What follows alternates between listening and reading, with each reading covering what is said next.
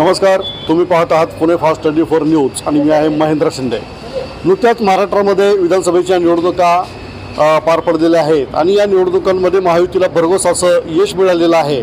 मात्र तरीही मुख्यमंत्री कोण होणार हा तिढा अजूनही राज्यामध्ये कायम आहे आणि त्याच्यावर खलबतं सुरू आहेत। पण सर्वसामान्य जनतेला काय वाटतंय, महिलांना, शालेय विद्यार्थिनींना काय वाटतंय, याविषयी आपण जाणून घेऊयात महिला आणि कॉलेजच्या विद्यार्थिनींकडून।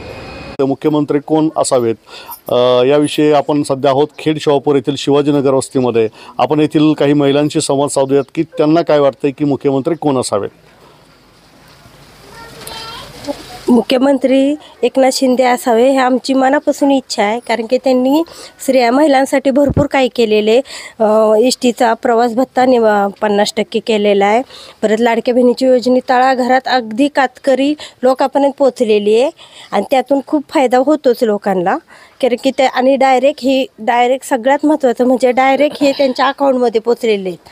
त्यामुळं महिलांचा जो आनंद आहे तो खूप मोठा आहे आणि त्यातून त्यांना त्यांच्या परिवारासाठी पण फायदा झालेला का पण काय या सगळे सवलती भेटल्यात, आतापर्यंत कुणीच केलेल्या नाहीत।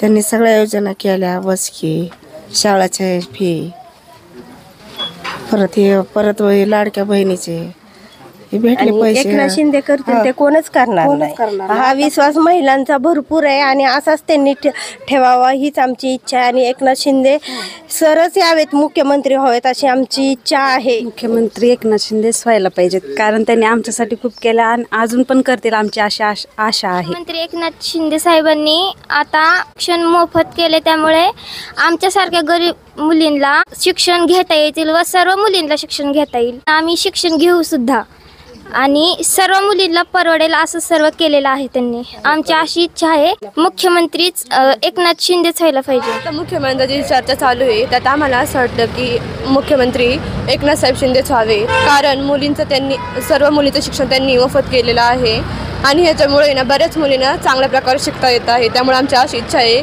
की माननीय एकनाथजी शिंदे हेच मुख्यमंत्री व्हावेत।